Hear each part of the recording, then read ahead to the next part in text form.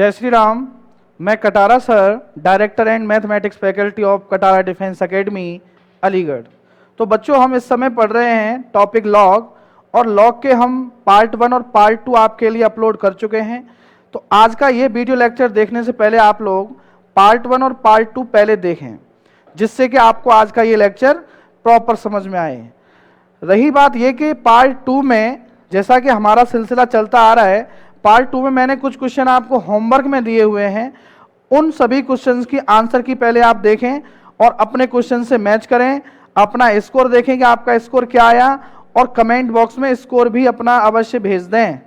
तो सबसे पहले मैं आंसर की बताने जा रहा हूं आपको पार्ट 2 की। तो वो आंसर की कुछ इस प्रकार से है, चलिए देखते हैं। ठीक है बच्चों, तो जैसे कि अब आपने देखा लेक्चर 2 में जो हमने होमवर्क में क्वेश्चन दिए थे, जैसे कि क्वेश्चन नंबर 23, 26, 27, 28, 29, 30, तो कुछ क्वेश्चन हमने कराते भी गए थे, कुछ होमवर्क में दिए थे। जो क्वेश्चन मैंने आपको होमवर्क में दिए हैं पार्ट 2 के अंतर्गत, उनके सभी के ये आंसर हैं।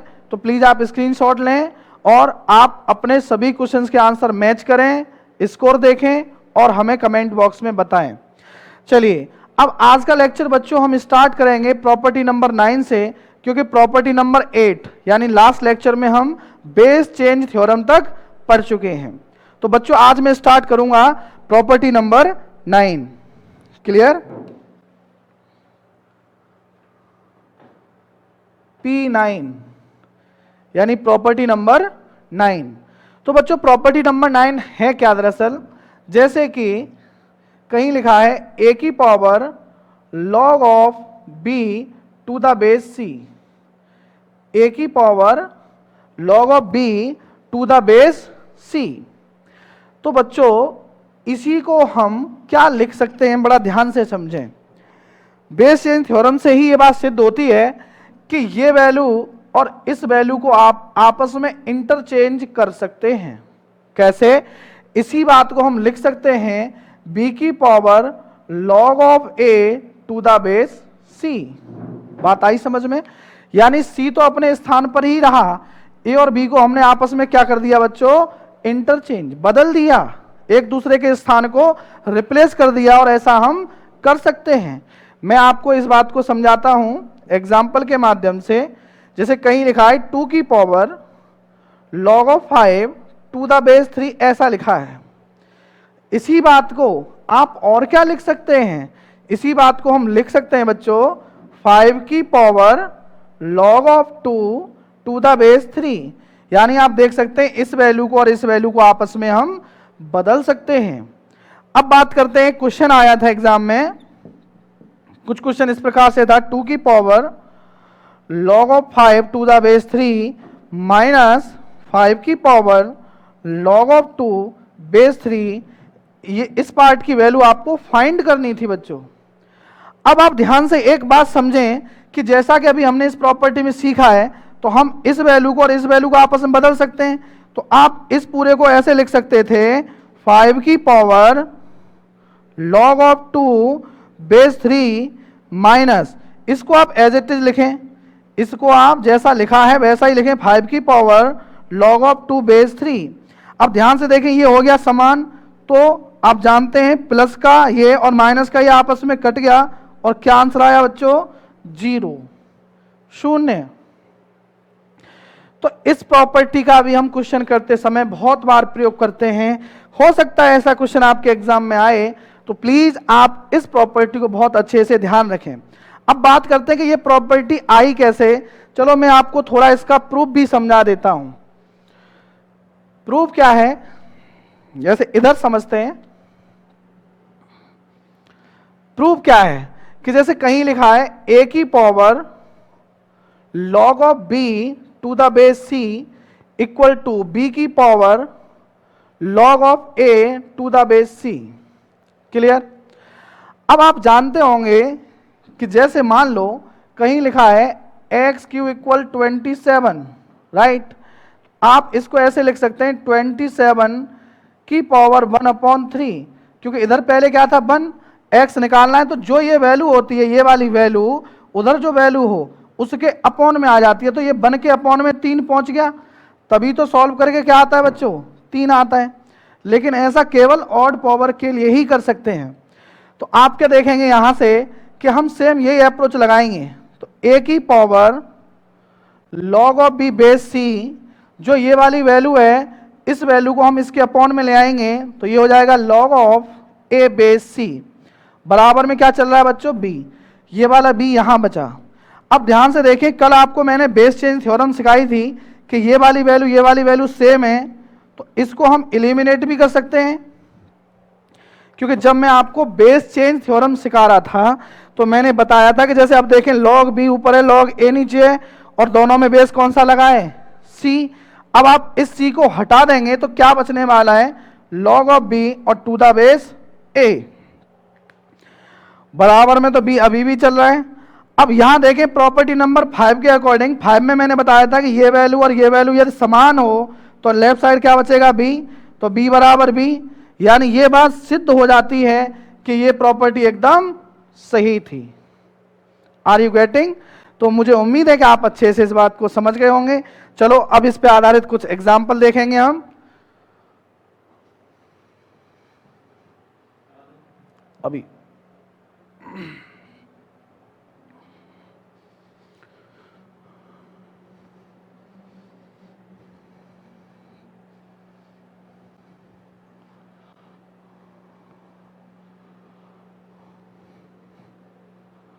अब हम प्रॉपर्टी 9 पर आधारित देखते हैं एक एग्जाम्पल। बच्चों हमारा क्वेश्चन है 52, if x not comma y not is the solution of equations 2x की पावर ln 2 इक्वल 3y की पावर ln 3 एंड 3 की पावर ln x इक्वल 2 की power ln y, then find x naught. हमें इस प्रश्न में दो इक्वेशंस दी हुई हैं और आपको यह भी कहा जा रहा है कि x और y का सॉल्यूशन क्या है, x नॉट और y नॉट। हमें x नॉट की बच्चों वैल्यू फाइंड करनी है।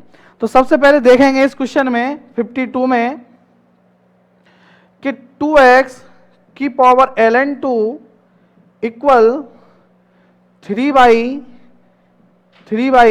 की पावर ln 3, इक्वेशन नंबर 1। और सेकंड इक्वेशन आपको गिवन है बच्चों 3 की पावर ln x इक्वल 2 की पावर ln y, ये इक्वेशन नंबर सेकंड। अब बच्चों हमें फाइंड क्या करना है, x नॉट और y नॉट। तो चलिए आइए स्टार्ट करते हैं इस क्वेश्चन का सॉल्यूशन। सबसे पहले क्या करेंगे, यहां पर हम दोनों ओर लॉग लेंगे, तो taking log on both side. जब हम दोनों ओर बच्चों लॉग लेंगे तो ये क्वेश्चन कुछ ऐसा हो जाएगा, ln 2 आगे आ जाएगा, यानी आप ऐसे कह सकते हैं लॉग ऑफ, आपको मैं बता चुका हूं कि ln का मतलब क्या होता है।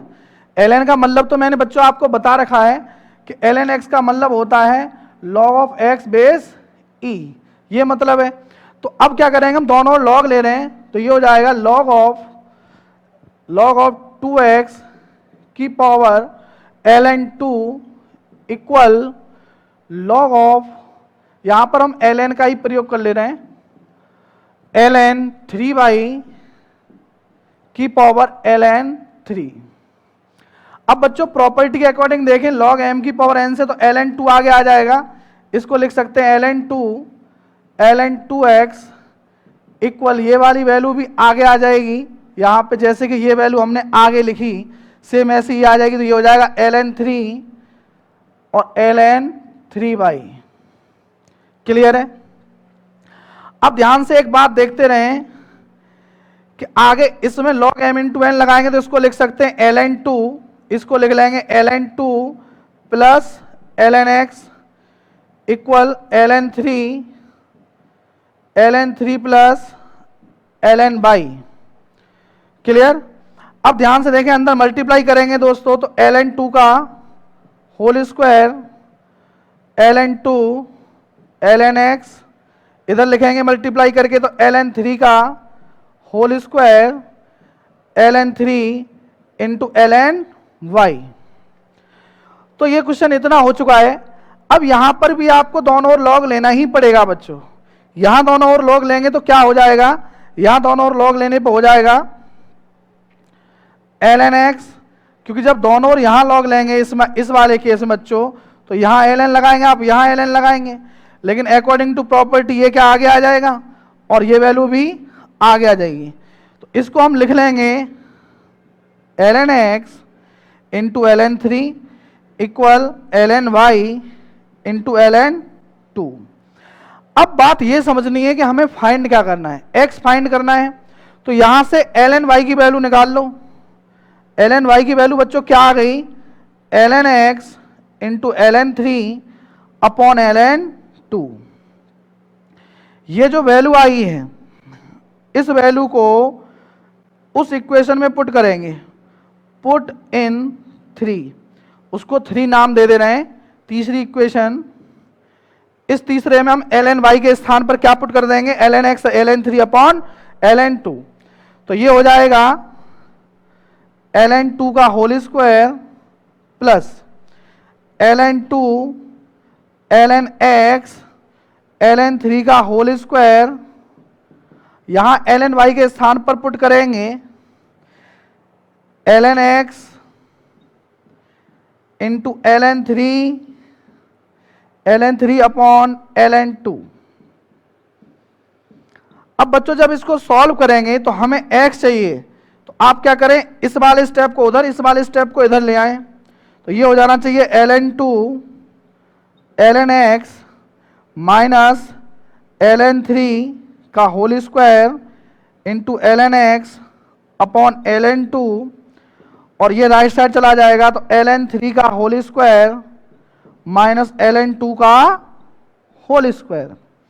इसका एलसीएम लेंगे, ln x कॉमन लेंगे, तो ln x कॉमन लेके यहां क्या बचने वाला है बच्चों, ln 2 का होल स्क्वायर माइनस ln 3 का होल स्क्वायर अपॉन ln 2 बराबर ln 3 का होल स्क्वायर माइनस ln 2 का होल स्क्वायर। अब आप ध्यान से देखें तो इस पूरी वैल्यू से ये पूरी वैल्यू कितने बार कट गई, -1 टाइम। -1 टाइम जब वैल्यू इससे ये कट जाएगी तो यहां बचने वाला है ln x, और ये उधर पहुंच जाएगा तो हम कह सकते हैं माइनस का ln 2। क्लियर, क्योंकि राइट साइड में -1 था, नीचे ln 2 उधर पहुंचा तो माइनस ln 2। तो यहां से हम सिंप्लीफाई कह सकते हैं -1 जो है इसके ऊपर आ जाएगा, तो x की वैल्यू आ जाएगी बच्चों 1/2। x की वैल्यू क्या आ गई, 1/2। जैसा कि हमने देखा क्वेश्चन में हमें दे रखा था ऑप्शन सी में, ऑप्शन सी में हमें बच्चों दिया हुआ है x की वैल्यू 1/2।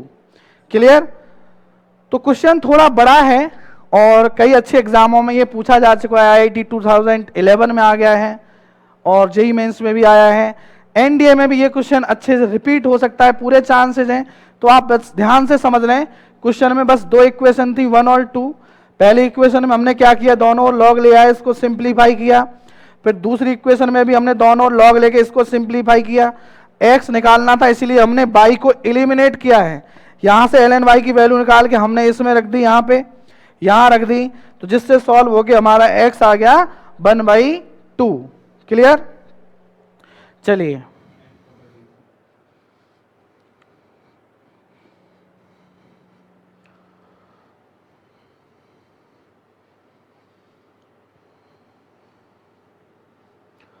अब देखेंगे हम अपनी नेक्स्ट प्रॉपर्टी, प्रॉपर्टीज नंबर 10।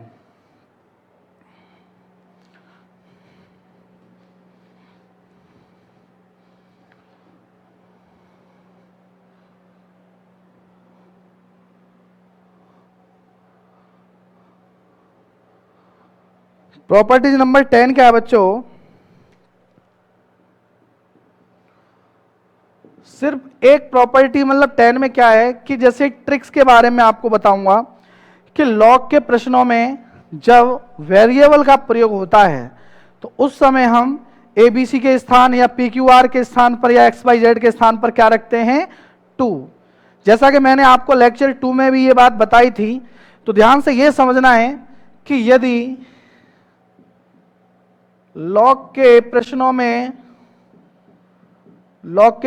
में वेरिएबल यानी चर का प्रयोग हो रहा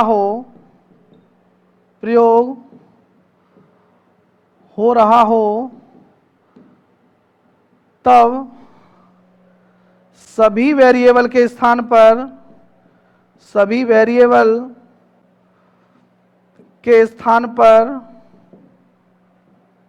क्या करते हैं, टू पुट कर देते हैं। ठीक है ना, टू पुट कर देते हैं। बस ये बात आपको ध्यान रखनी है कि यदि लॉग के प्रश्न में कहीं वेरिएबल का प्रयोग हो रहा है तब आप उन सभी वेरिएबल के स्थान पर क्या करेंगे बच्चों, टू पुट कर देंगे। तो बहुत आसान बात है। चलो मैं अभी आपको कुछ इस पर आधारित कुछ एग्जाम्पल बता देता हूं जिससे कि ये बहुत अच्छे से बात क्लियर होगी। चलो अब देखेंगे हम इस पे कुछ आधारित एग्जाम्पल। जैसे कि एग्जाम्पल नंबर 53 है, 53। उस एग्जाम्पल में आप ध्यान से देखें तो गिवन है x equal to log of BC to the base a, y equal बच्चों गिवन है log of CA to the base b, और z इक्वल बच्चों गिवन है log of AB to the base c, अब trick में हमने जो सीखा है वो क्या सीखा है कि देखो लॉग के प्रश्न है और ABC का प्रयोग हो रहा है तीनों में, तो हमें क्या करना चाहिए, ट्रिक के माध्यम से आप A, B और C सभी के स्थान पर क्या पुट कर दें, टू पुट कर दो।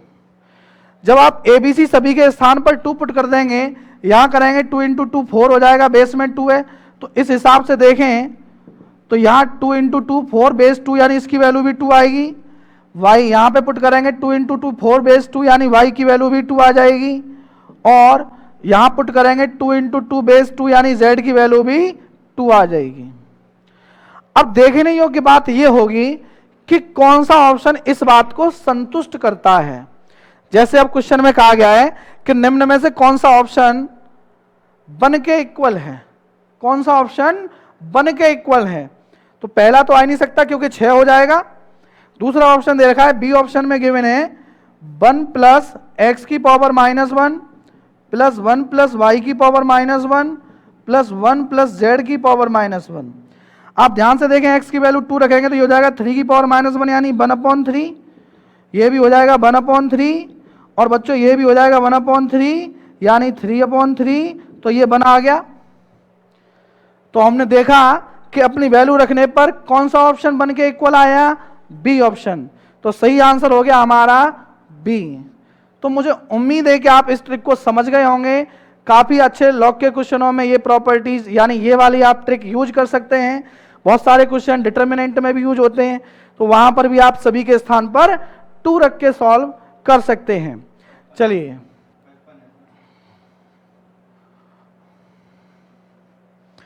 अभी ये क्वेश्चन है, देखो आप ध्यान से देखें तो इस क्वेश्चन में भी आप क्या करेंगे, ABC के स्थान पर क्या करेंगे, 2 रख देंगे, और 2 रख देंगे तो ध्यान से देखें डायरेक्ट ओरली सॉल्व हो रहा है।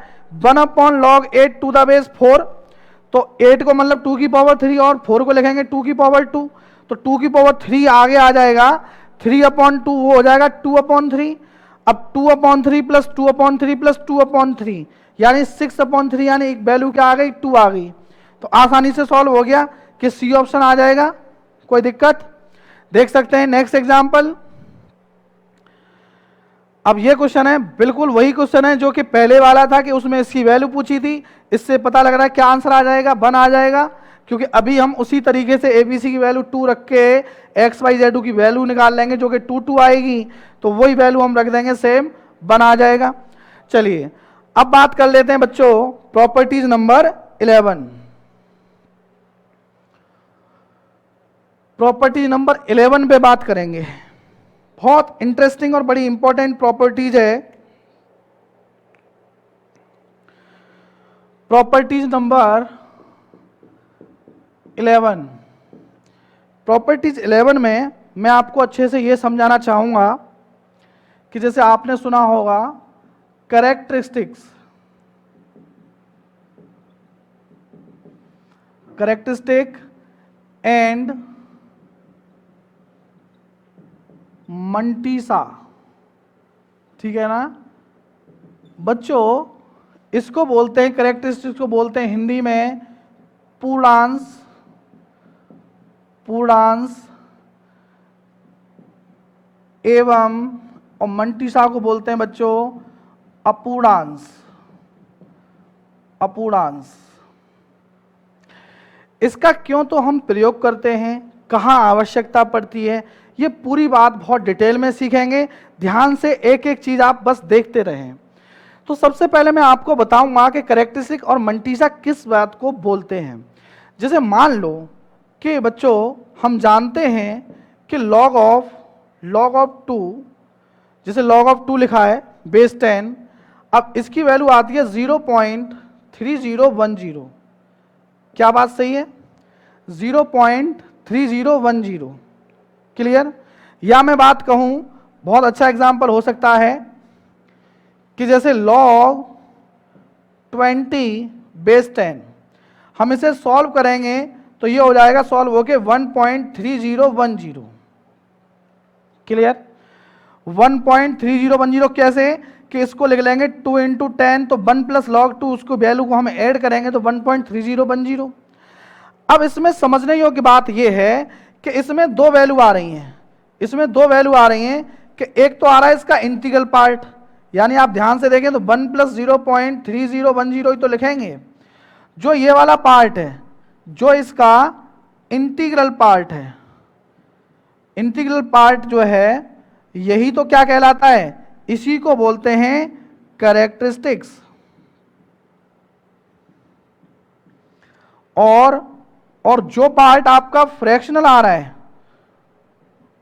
जो पार्ट फ्रैक्शनल आ रहा है उसको बोलते हैं मंटीसा, यानी अपूर्णांश।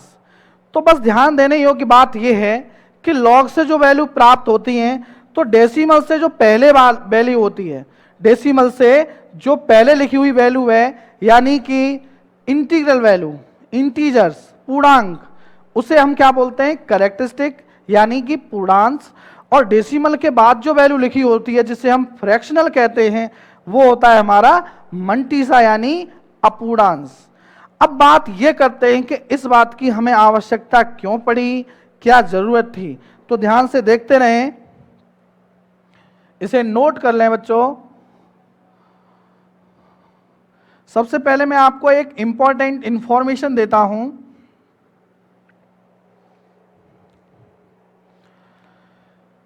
कि जैसे कुछ लेट कर लेते हैं कि मान लो log of n to the base 10, इसकी वैल्यू मान लो सॉल्व होके आ रही है 5.2 बच्चों वैल्यू आई।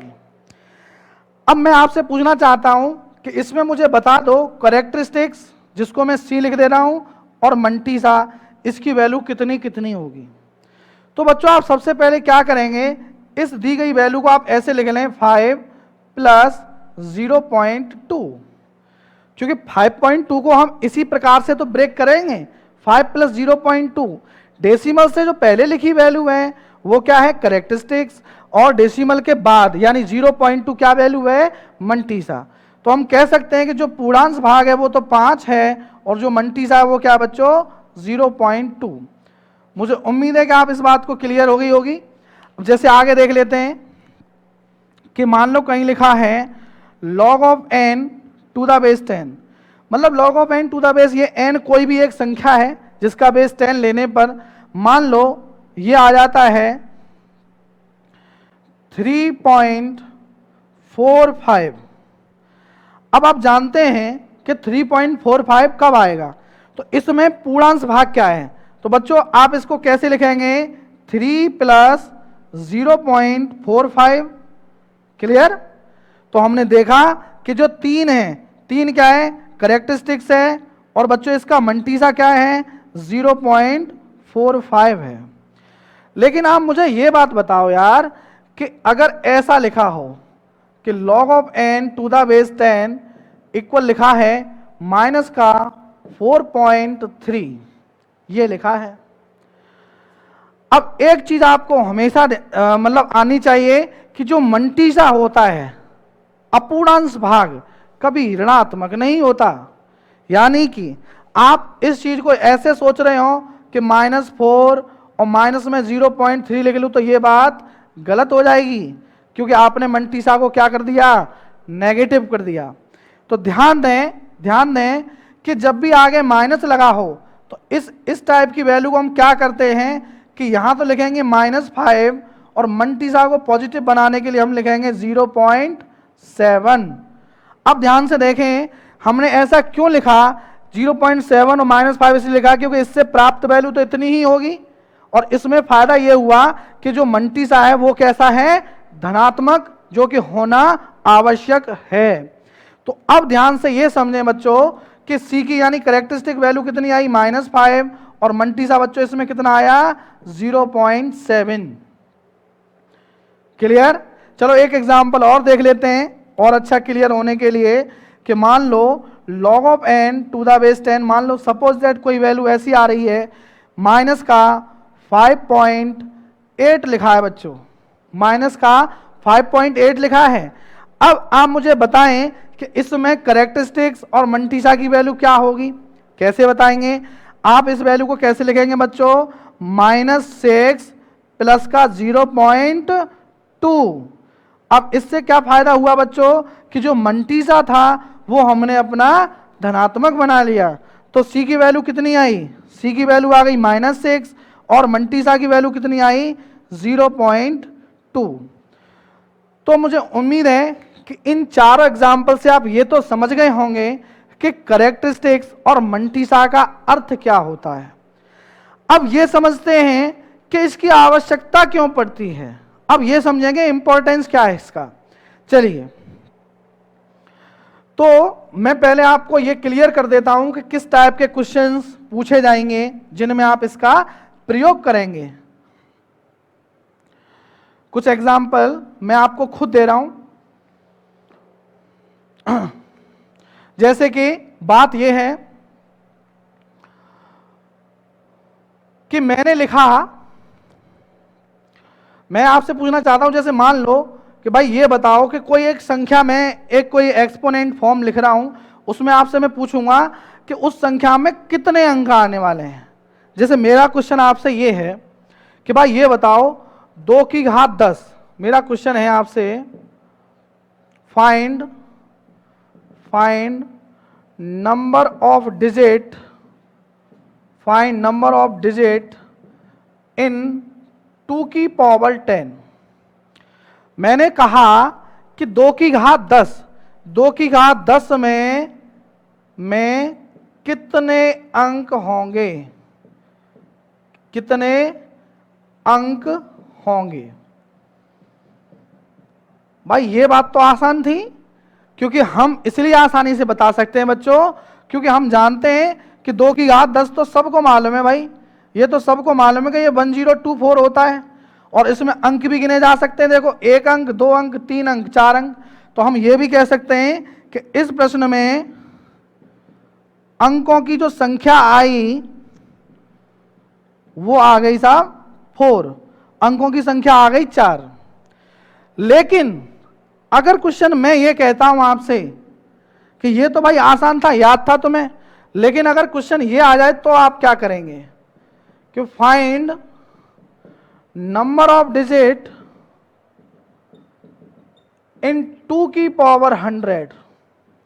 अब आपसे कहा जाए कि 2 की घात 100 में कितने अंक होंगे।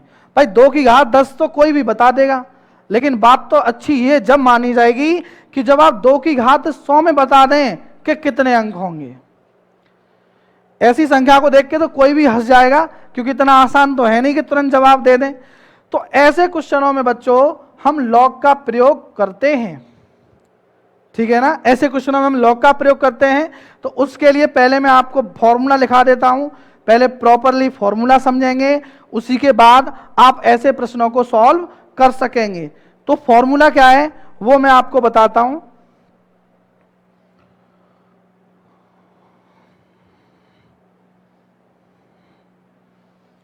फर्स्ट पॉइंट,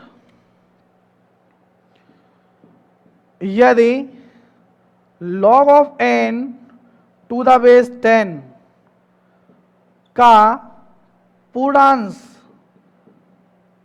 भाग,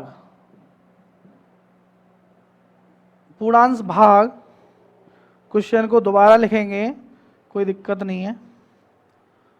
पूर्णांश भाग, जिसको हम क्या बोल रहे हैं बच्चों, करेक्टरिस्टिक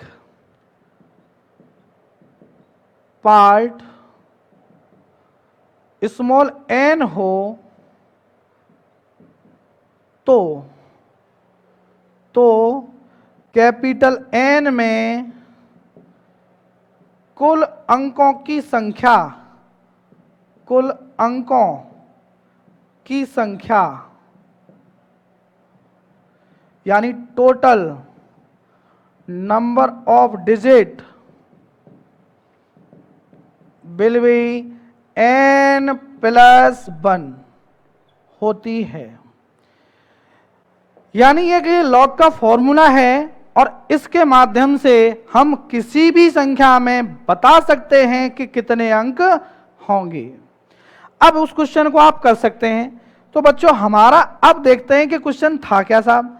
हमारा क्वेश्चन था फाइंड, ये भी गिवन होता है उसमें, if log of 2 base 10 equals 0.3010, then find total number of digit in 2 की पावर 100, यानी 2 की घात 100 में कितने अंक होंगे। तो बच्चों ऐसे क्वेश्चन में हम क्या करेंगे, सबसे पहले जिसमें मान लो जिस संख्या में आपको 2 की घात 100 में ये पूछा जा रहा है कितने अंक होंगे, तो सबसे पहले क्या करें, आप उसको n मान लें। जिस संख्या में आपसे पूछा गया है कितने अंक होंगे उसको क्या मान लें, कैपिटल N। अब दोनों ओर लॉग लेंगे, लॉग लगा दिया दोनों ओर भाई। और ध्यान दें क्योंकि हमें बेस 10 की वैल्यू दी गई है तो दोनों ओर किस बेस का लॉग लेंगे, 10 बेस का। क्लियर। अब फॉर्मूला आप जानते ही हैं, फॉर्मूला आप ये जानते हैं कि log m की पावर n, यानी जो ये वैल्यू है ये वैल्यू आगे आ जाएगी, तो ये हो जाएगा 100 into log of 2 base 10। Clear. अब ध्यान से देखते रहें कि ये आ जाएगा सॉल्व होके कि log of n to the base 10 equal 100 का गुणा करेंगे किसमें भाई, log 2 की वैल्यू गिवन है आपको 0.3010। ये वैल्यू तो आपको क्वेश्चन में ही दी गई है भाई, ये वैल्यू हमने यहां लिख दी। अब 100 का जब इसमें अंदर गुणा करेंगे तो बच्चों ये आएगा log ऑफ n बेस 10, अंदर गुणा करेंगे तो ये हो जाएगा 30.10। अब यही तो हमने लिखा था कि यदि log n बेस 10 का पूर्णांश भाग यानी करेक्टरिस्टिक पार्ट क्या हो, स्मॉल n हो, तो अंकों की कुल संख्या n+1 होती है। तो आप मुझे ये देख के बताएं कि इस वाले केस में पूर्णांश भाग यानी c की जो वैल्यू है वो कितनी है, 30, और जिसे हमने पॉइंट में क्या बताया, n। तो इस स्थिति में टोटल नंबर ऑफ डिजिट का फॉर्मूला क्या है, n+1, यानी 30+1, तो अंक कितने होंगे, 31। यानी अच्छे से क्लियर हो गया कि 2 की घात 100 में कुल कितने अंक आने वाले हैं, 31। 2 की घात 100 में 31 अंक होंगे। एक बहुत बड़ी संख्या होगी जिसे आप आसानी से काउंट नहीं कर सकते। तो लॉग मेथड से ये बात की जा सकती है। क्लियर है। चलो अब मैं आपको कुछ और 1-2 एग्जाम्पल, पहले मैं एक पॉइंट और बताऊंगा कुछ इसी प्रकार का। तो अब आप समझ पा रहे होंगे कि हम कैरेक्टरिस्टिक और मंटीसा क्यों पढ़ रहे थे, उसकी क्या आवश्यकता थी। नेक्स्ट पॉइंट है बच्चों, यदि log ऑफ n बेस 10 का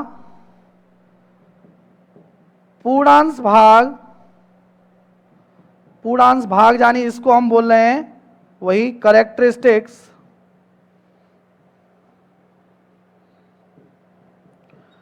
टिक पार्ट माइनस एन हो तो कैपिटल एन में दशमलव के बाद कह सकते हैं आफ्टर डेसिमल शून्यों की संख्या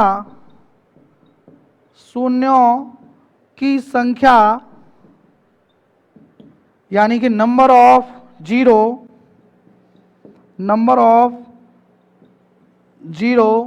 विल बी n-1। ये एक और फॉर्मूला आ गया, ध्यान से समझें बच्चों। क्या फॉर्मूला है कि यदि log n बेस 10 का पूर्णांश भाग -n हो तो उसमें n में तो कैपिटल N यानी जो संख्या थी उसमें दशमलव के बाद कितने जीरो आएंगे, उसका फॉर्मूला है n-1। जैसे इस बात को भी भाई एग्जाम्पल से क्लियर करेंगे।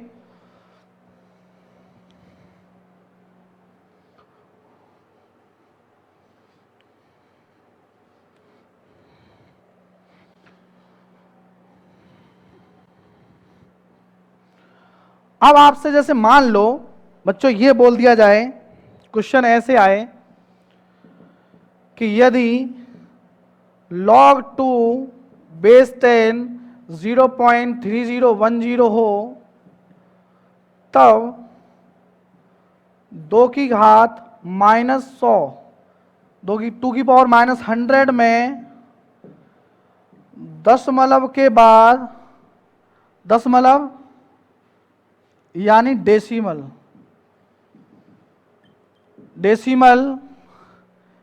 के बाद कितने शून्य यानी जीरो होंगे। यह क्वेश्चन है, पहले अच्छे से क्वेश्चन रीड करें कि यदि log 2 बेस 10 0.3010 हो तब 2 की घात -100 में दशमलव के बाद कितने शून्य होंगे। तो बच्चों हम क्या करने वाले हैं कि इस केस में भी हम क्या करेंगे कि सबसे पहले उस वैल्यू को आप कैपिटल N माने जिसमें यह सब पूछा जा रहा है। भाई 2 की घात -100 में ही तो पूछा गया है, उसको हमने क्या मान लिया बच्चों, n मान लिया।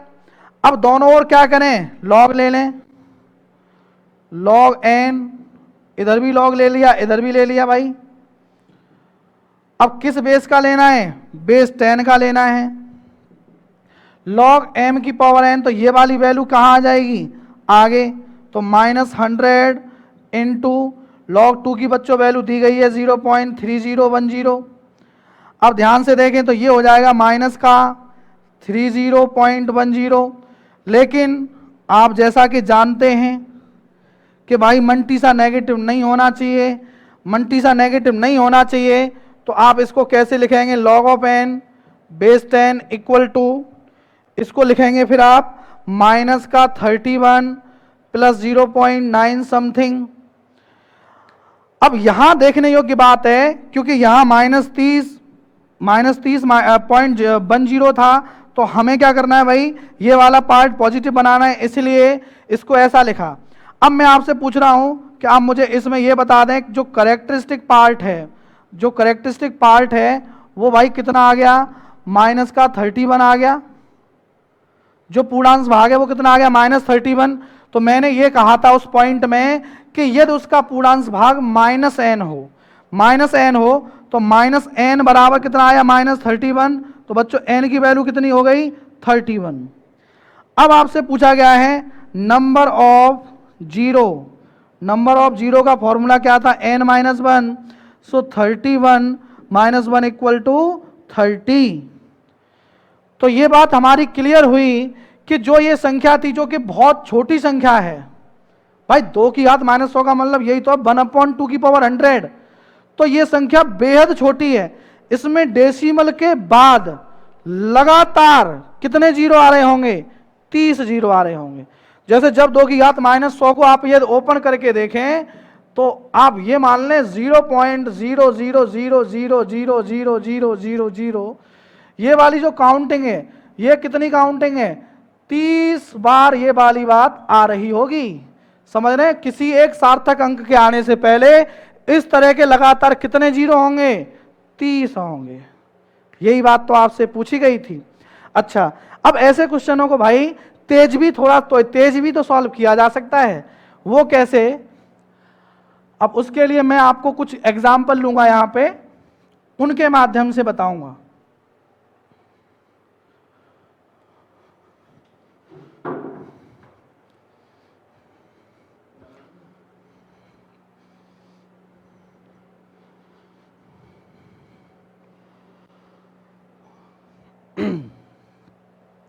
अब इस पे आधारित कुछ हम एग्जाम्पल देखेंगे।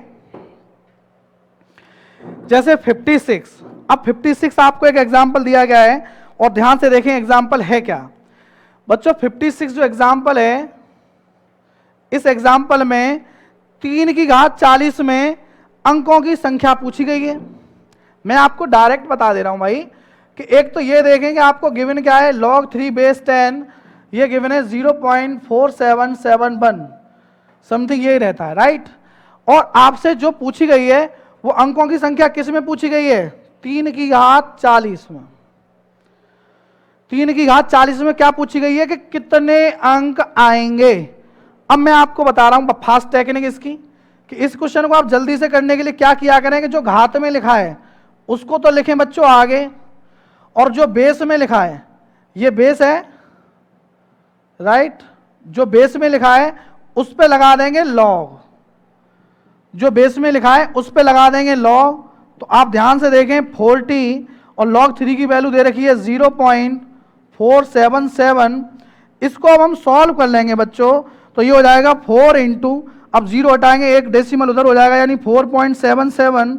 इसका अंदर गुणा करेंगे इसमें, तो 7 चौके 28 का 8, 2 28 और 2 30, 0 फिर 3 गया, 4 चौक 16 और 3 19। तो हम जानते हैं कि इसका मल्टीप्लाई कितना आ गया? 19.08। अब आप ध्यान से ये देखें कि जो ये डेसिमल से पहली वाली वैल्यू है, डेसिमल से पहली वाली वैल्यू है, यही तो कैरेक्टरिस्टिक्स है। तो हमें बताना है number of digit, number of digit. तो जो संख्या यहां लिखी हुई है 19, उसी में एक जोड़ दें तो कितने अंक होंगे बच्चों? 20। कितने अंक होंगे? 20। तो सही आंसर आ जाएगा आपका इस क्वेश्चन का सी ऑप्शन। क्लियर है? तो देखो डायरेक्ट कर सकते हैं कि जिस संख्या में आपसे अंकों की संख्या पूछी जाए उसमें जो घात में लिखा है उसको आगे लिख लेते हैं, और जो बेस में लिखा है उस पर लॉग लगा के लिखते हैं, गुणा कर लेंगे, फिर देखेंगे पूर्णांश भाग कितना आया, उस पूर्णांश भाग में 1 जोड़ दें तो उस संख्या में अंकों की संख्या पता लग जाती है। चलिए देखें नेक्स्ट एग्जांपल।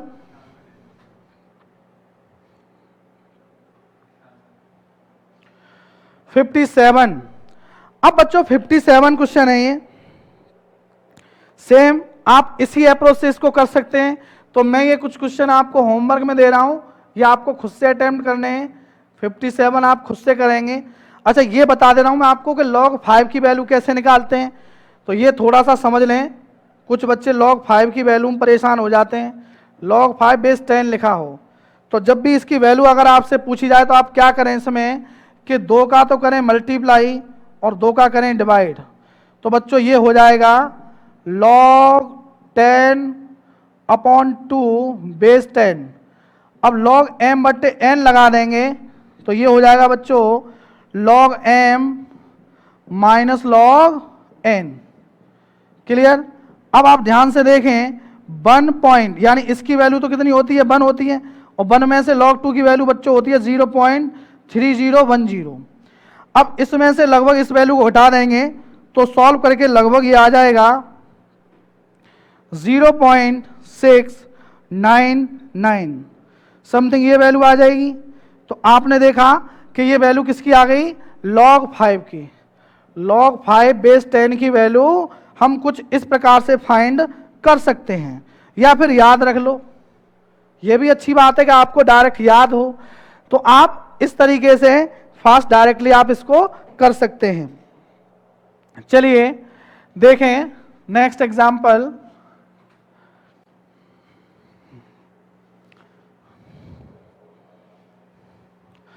Example number 58। भाई 58 भी ऐसा ही है, 2 की घात 64 में कितने अंक होंगे? 64 आगे लिखेंगे, 64 इंटू log 2, 64 का गुणा करेंगे 0.3010 में, और फिर देख लेंगे पूर्णांश भाग कितना आया, उसमें 1 जोड़ देंगे, अंकों की संख्या आप निकाल लेंगे। इसको खुद से ट्राई करें। नेक्स्ट देखें, 2 की घात -100 ये हमने कर ही लिया था, राइट, ये कर लिया हमने अभी अभी क्लास में। नेक्स्ट 60, 8 की घात 17, तो इसको लिख लेंगे 17 log 8, और log 8 को बच्चों क्या लिख सकते हैं, या ऐसे कर लो, इसको डायरेक्ट लिख लो 2 की घात 51।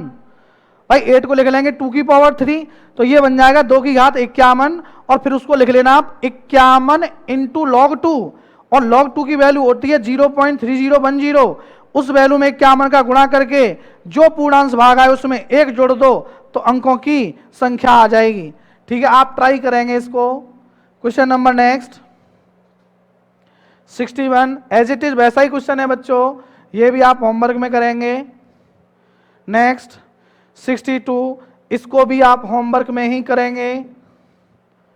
नेक्स्ट ये और भी आसान है, क्योंकि 20 की पावर 10 है, तो 10 इंटू log 20 की वैल्यू बच्चों आती है 1.3010, उसमें 10 से गुणा कर देंगे, तो 1.30 यानी 13 हो रहा था, तो ये हो जाएगा 14 समथिंग, देख लेंगे जो भी आंसर आएगा, आप ट्राई करें। 63, नेक्स्ट क्वेश्चन देखें 64, ये भी बच्चों 56 log 3 हो जाएगा, तो आप इसको भी करेंगे। 64, 65, इसको 2 की घात 100 लिख सकते हैं बच्चों, अभी अभी क्लास में हमने कर लिया था 2 की घात 100, तो अंकों की संख्या 31 आई थी, आपको शायद ध्यान हो। ठीक है, नेक्स्ट क्वेश्चन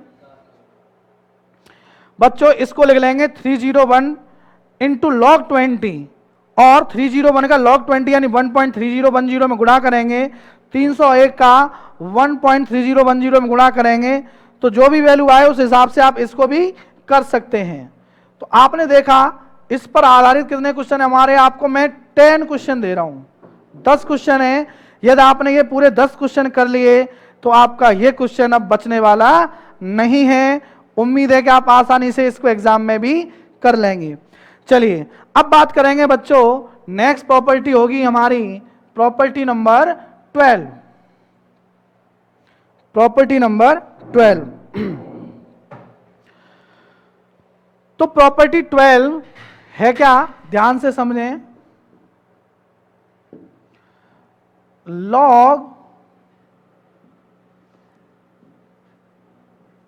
इनइक्वालिटी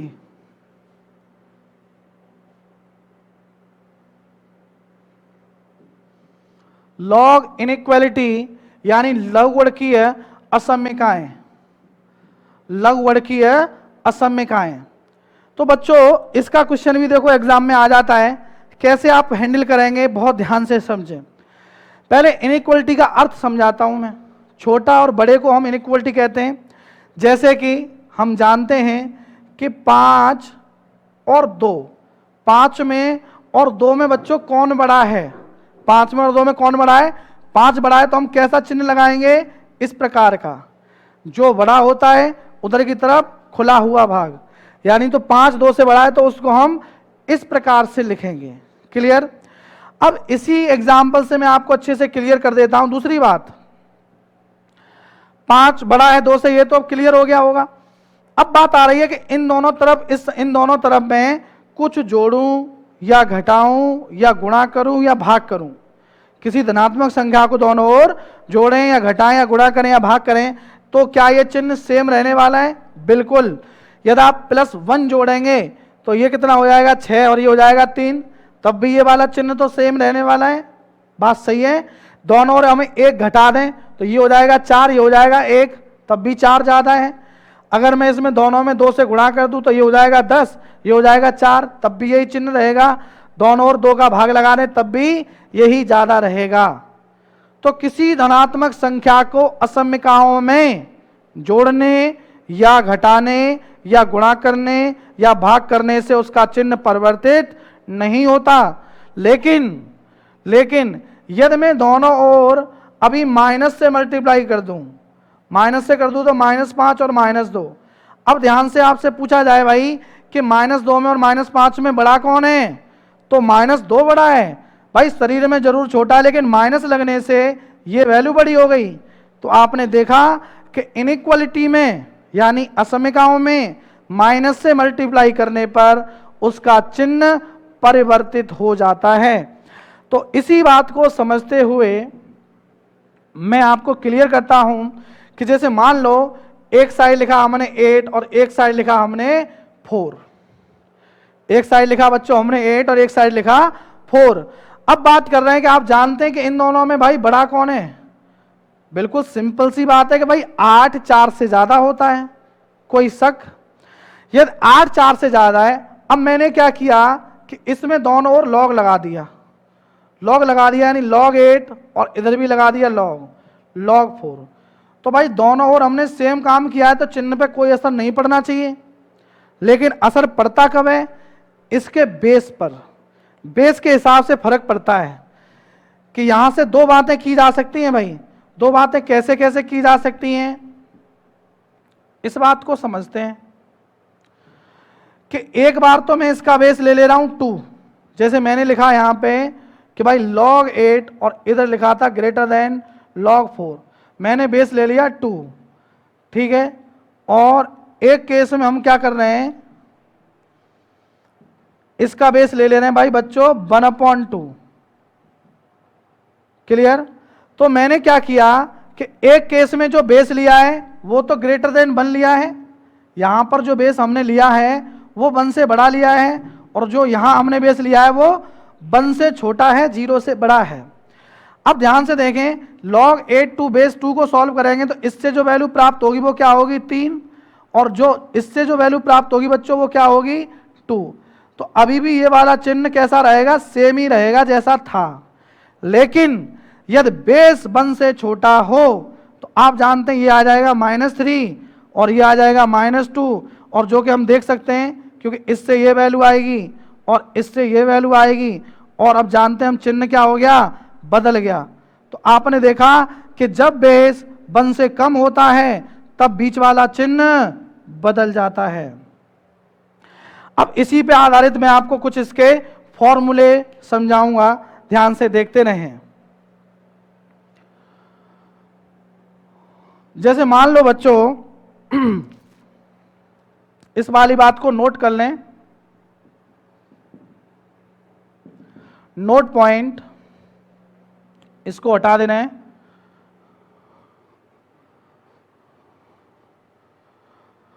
अब यह समझना है आपको कि जैसे मान लो कहीं लिखा है log of x to the base a greater than log of y to the base a। मान लो कहीं दोनों ओर log लिखा है, बीच में इनइक्वालिटी का चिन्ह लगा था इस प्रकार से log of x base a greater than log of y base a। अब यहां पर भी पता है बच्चों, इससे भी क्या है 2 फॉर्मूले बनाए जा सकते हैं। कैसे सर जी 2 फॉर्मूले बन जाएंगे, कैसे कि यदि ये लिखा जाए इफ a ग्रेटर देन 1, यानी जो बेस था यानी जो आधार है, यदि इसका मान 1 से ज्यादा हो तो इस स्थिति में क्या होगा कि जो इनइक्वालिटी का चिन्ह है वो बदल जाएगा। ये बच्चों लॉग हटाते हुए उस समय हो जाएगा x लेस देन y। आपने देखा कि जो बीच वाला चिन्ह है वो बदल गया। सॉरी ग्रेटर देन 1 था, जब बेस ग्रेटर देन 1 है तो बच्चों सॉरी उस समय तो भाई सेम साइन आएगा। जब ग्रेटर देन 1 है भाई, जैसे कि मान लो बेस 1 से बड़ा है, यही तो मैंने सिखाया था कि यदि बेस 1 से बड़ा है तो जैसा चिन्ह बीच में वैसा ही आएगा। यदि बेस लेस देन 1 और ग्रेटर देन 0 हो, यानी 1 से छोटा 0 से बड़ा हो, उस स्थिति में भाई इनइक्वालिटी बदल जाती है, यानी उस स्थिति में हो जाएगा x लेस देन y। अगर ये बात ना क्लियर हो पाई हो तो मैं अभी इसके लिए एक और एग्जाम्पल देता हूं आपको। एग्जाम्पल नंबर 2 कि जैसे मान लो अब की बार लिखा हमने log of x base a, और मान लो चिन्ह ऐसा लगा है log of y base a। Clear? तो यहां पर भी वही दो बातें की जाएंगी बच्चों, सेम। सबसे पहले देख लें आप कि बीच में चिन्ह कैसा लगा है, लेस देन का। ठीक है, अब इसके बेस पर यह बात निर्भर करेगी कि जैसे मैंने कहा यदि बेस ग्रेटर देन 1 है, यदि इस समय बेस 1 से बड़ा हो, तो बेस अगर 1 से बड़ा है तो जैसा चिन्ह है बीच में एज इट इज वैसा ही चिन्ह आएगा, लॉग डायरेक्ट हट जाएगा, सीधा सीधा आप लॉग हटा सकते हैं। अब देखें कि यदि मैं कह दूं कि भाई बेस जो है वो 1 से तो छोटा है और 0 से बड़ा है, ऐसा कुछ है, तो आप उस स्थिति में क्या करेंगे बच्चों, ये वाला जो साइन है वो क्या हो जाएगा, चेंज हो जाएगा। तो उस केस में आप लिखेंगे x ग्रेटर देन y। तो क्या बात क्लियर हो रही है? चलिए अभी मैं एक पॉइंट और लेता हूं, तीसरा पॉइंट, कि जैसे मान लो कहीं लिखा है log of x base a greater than b, ऐसा लिखा है log of x greater than log of x to the base a greater than b, यानी एंटी लॉग फॉर्म है बच्चों। कैसी फॉर्म है? एंटी लॉग फॉर्म है। तो यहां पर भी दो प्रकार की बातें की जा सकती हैं, यहां पर भी दो प्रकार की बातें की जा सकती हैं कि यदि बेस, वही सेम बात आएगी कि यदि बेस ग्रेटर देन 1 है तो उस स्थिति में अगर बेस 1 से बड़ा है तो सीधा सीधा एंटी लॉग लेके इसको हम लिख सकते हैं x ग्रेटर देन a की पावर b। आपने देखा कि यदि बेस 1 से बड़ा है तो जैसा चिन्ह लगा था वैसा ही चिन्ह आएगा, लेकिन यदि बेस लेस देन 1 है और ग्रेटर देन 0 है तो इस स्थिति में आप देखें तो एंटी लॉग तो लेंगे लेकिन साइन इनइक्वलिटी का चेंज हो जाएगा, यानी x लेस देन a की पावर b आएगा। क्या बात क्लियर हो रही है? अब इसी का एक पार्ट और बता दे रहा हूं मैं आपको, फोर्थ पार्ट। फोर्थ क्या मतलब लेस देन होगा तो आप समझ सकते हैं कि यही सारी चीजें उल्टी हो जाएंगी। बस डिपेंड ये करता है कि बेस 1 से बड़ा है तो जैसी इनइक्वलिटी लगी है वैसी ही आएगी, और बेस 1 से छोटा है तो इनइक्वलिटी का साइन चेंज हो जाएगा। तो मुझे उम्मीद है कि आप बहुत अच्छे से इस बात को समझ चुके होंगे। तो इस पर आधारित अब हम देखेंगे कुछ एग्जाम्पल।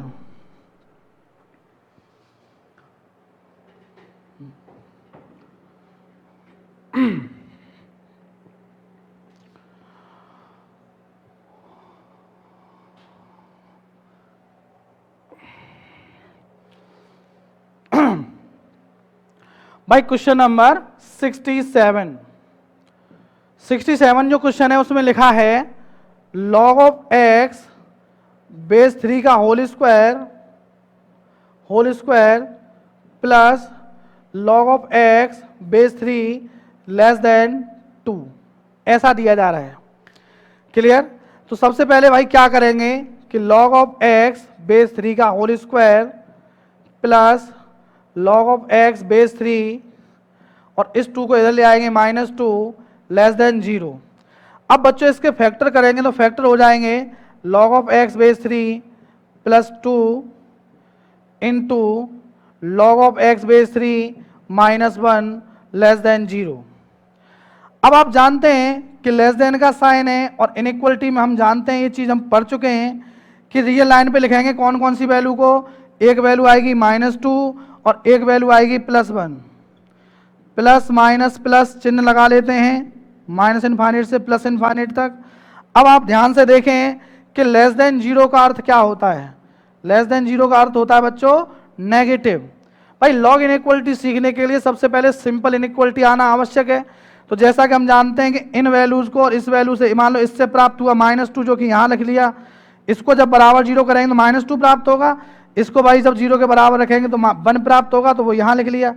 तो रियल लाइन पे पहले छोटी वैल्यू लिखते हैं, फिर बड़ी वैल्यू लिखते हैं, फिर क्रम से प्लस माइनस प्लस का चिन्ह लगाते हैं। अब हमें आंसर कौन सा चाहिए? नेगेटिव। और नेगेटिव हम देख पा रहे हैं कहाँ से कहाँ तक है, -2 से 1 के बीच में है। तो इसको हम कैसे लिखेंगे? अब लिख लेंगे कि log ऑफ x बेस 3 उसकी वैल्यू कहाँ से कहाँ तक है? -2 से 1 के बीच में है, एंटी लॉग लेंगे तो 3 की घात -2 कितना हो जाएगा 1/9, और इधर 3 जाएगा तो ये क्या हो जाएगा बच्चों 3। तो इसका सही आंसर आ जाएगा ये 1/9 से 3, जो कि सही आंसर हो गया ऑप्शन बी क्या है इसका करेक्ट आंसर। तो मुझे उम्मीद है कि ये बात आपकी अच्छे से क्लियर हुई होगी, है कि नहीं।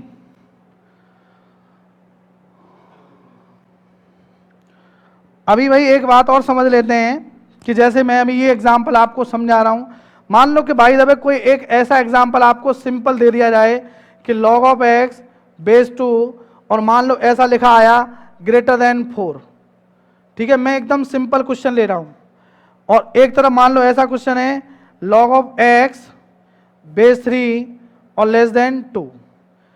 अब ध्यान से ये समझें कि इस क्वेश्चन में हम क्या करेंगे भाई, सबसे पहले देखेंगे बेस क्या है 2 है, अब 2 बेस क्या है 1 से बड़ा है, तो सीधा सीधा इस क्वेश्चन में क्या करेंगे एंटी लॉग लेंगे तो x ग्रेटर देन, क्योंकि सेम साइन रहेगा भाई क्योंकि बेस 1 से बड़ा है, और ये 2 उधर चला जाएगा तो 2 की पावर 4, तो आंसर आ जाएगा x ग्रेटर देन 16, ये आपका आ गया आंसर।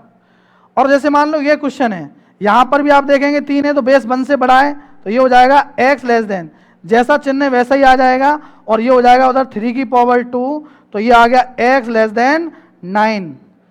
तो बस आपको ध्यान देना है कि जो बेस है वो क्या दिया जा रहा है। अब मान लो कि बेस 1 से कम दे दिया जाए, बेस 1 से कम, जैसे कि मान लो कहीं क्वेश्चन लिखा है log बेस x बेस 1/2 और बराबर लिखा है मान लो 16, सॉरी ग्रेटर देन 16 ऐसा लिखा है मान लो, ठीक है भाई। अब मान लो आपको x फाइंड करना है, तो आप इस स्थिति में क्या करेंगे कि जो बेस है वो हम जानते हैं 1 से कम है, तो ये वाला जो साइन है, ये वाला साइन क्या हो जाएगा भाई चेंज हो जाएगा, और इसको हम लिखेंगे 1/2 की पावर 16, और 1/2 की पावर 16 बच्चों कितना होगा 2 की पावर -1, तो 2 की पावर -16 कुछ ऐसी वैल्यू आ जाएगी, राइट। तो कहने का अर्थ ये हुआ कि आप ध्यान दें इस बात पर कि यदि बेस 1 से बेस जो है 1 से कम है तो ये वाला साइन चेंज हो जाता है। चलिए अब देखेंगे 67 के बाद नेक्स्ट एग्जांपल 68 नंबर। बच्चों 68 नंबर जो क्वेश्चन है ये भी बड़ा इंटरेस्टिंग है, बड़ा अच्छा क्वेश्चन है, ध्यान से समझें। 68 लिखा है log of x -1 to the base 0.3 और less than log of x -1 to the base 0.09। ये क्वेश्चन है बच्चों। अब इतना तो दिख रहा होगा कि बेस की हालत खराब है, 1 से कम है, तो आप इस क्वेश्चन में क्या करेंगे, ये वाला स्टेप तो एज इट इज लिखेंगे। बस ये ध्यान रखना है कि जो भी x की वैल्यू आए वो कैसी आनी चाहिए, 1 से बड़ी आनी चाहिए, क्योंकि ये और ये पार्ट नेगेटिव ना हो। अब क्या करेंगे कि इसके बेस को आप लिख लेंगे log of x -1 to the base 0.3 का होल स्क्वायर। अब ये स्क्वायर बच्चों आगे आ जाएगा, तो ये हो जाएगा log of x -1 to the base 0.3 less than, और जो बेस की पावर में होता है बच्चों वो आगे आ जाएगा 1 करके, यहां हो गया log of x -1 to the base 0.3। अब ये वाली वैल्यू क्या है बच्चों, इसके ऊपर आ जाएगी, तो ये हो जाएगा log of x -1 to the base 0.3 less than log of x -1 की पावर 1/2 टू द बेस 0.3। अब ध्यान देने योग्य बात यह है कि दोनों ओर देखो बेस समान है और जो कि 1 से कम है, तो सीधा सीधा ये बात है कि x -1 और इधर आएगा √ में x -1, और ध्यान दें कि बेस अगर 1 से कम है तो ये वाले जो इनइक्वलिटी है उसका साइन चेंज हो जाएगा। तो आपने देखा हमने साइन कैसा लगा दिया ग्रेटर देन का, दोनों ओर स्क्वायर कर दें तो ये हो जाएगा x -1 का होल स्क्वायर, और इसको इधर लाएंगे तो ये हो जाएगा -x -1 और ग्रेटर देन 0। इसको अगर आगे सॉल्व करेंगे तो थोड़ा ध्यान से देखें, ये यहां से मैं हटा दे रहा हूं,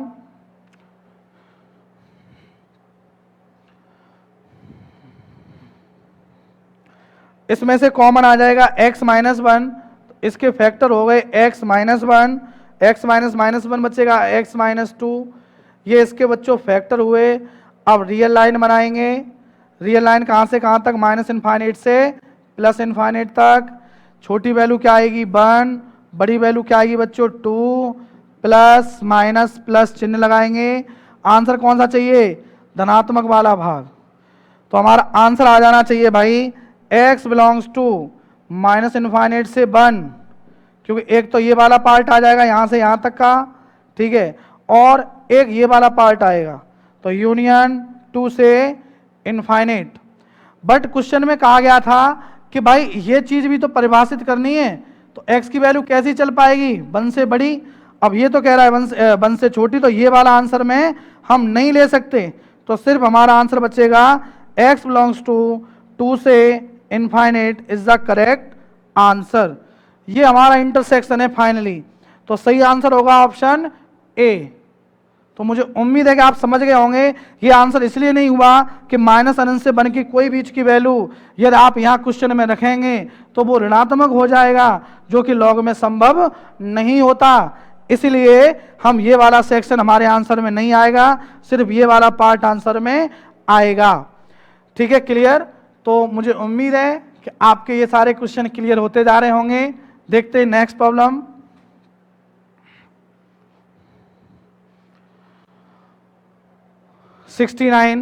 अब भाई इसमें क्या करेंगे, 2 बार एंटी लॉग ले लेंगे, इसमें 2 बार एंटी लॉग लेंगे। लॉग यहां बेस 3 है, लॉग x बेस 4 और ग्रेटर देन 0। इसमें सीधी सी बात है, पहले यहां ब्रैकेट लगाएंगे, तो इसको तो एग्जैक्टली यहां ऐसे ही लिख लेंगे, log ऑफ x बेस 4, ये 3 उधर जाएगा। अब बेस 1 से बड़ा है तो डायरेक्ट ऐसा ही चिन्ह लगेगा और इधर हो जाएगा 3 की पावर 0 यानी 1। फिर अगेन क्या करेंगे, यहां पे आप लिखेंगे x और यहां पर भी बेस 1 से बड़ा है तो ये उधर हो जाएगा 4 की पावर 1 यानी x ग्रेटर देन 4। ये आपका आंसर आ जाएगा, जो कि ऑप्शन बी में दिया हुआ है। क्लियर। देखेंगे हमारा इस सीरीज का लास्ट क्वेश्चन, क्वेश्चन नंबर 70।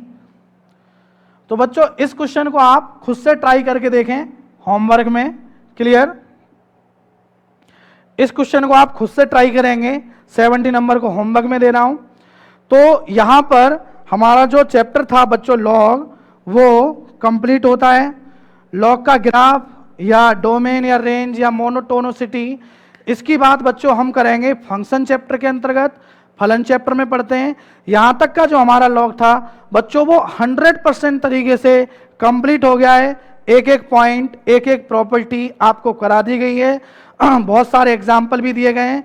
तो प्लीज अब आपकी मेहनत की बस जरूरत है। तो पूरा चैप्टर मैंने आपको 100% तरीके से कंप्लीट कराया है।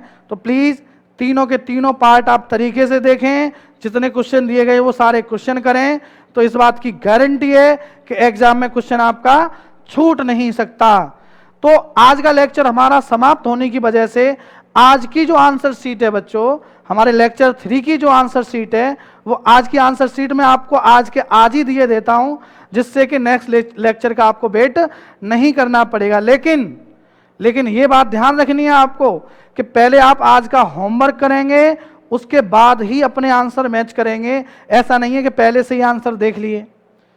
तो पहले लेक्चर पूरा अटेंड करें, उसके बाद आंसर की देखें, पूरा स्कोर लगाएं और हमें स्कोर यार कमेंट में जरूर बताते रहें, तो प्लीज हमें पता लगे कि मैं आपको ये चैप्टर कितना और कैसा सिखा पाया। ठीक है, तो देखते हैं आज की आंसर की। आज की आंसर की बच्चों क्वेश्चन नंबर 52 से लेकर है, 52 से लेकर और लास्ट के 70 क्वेश्चन तक की पूरी आंसर की है।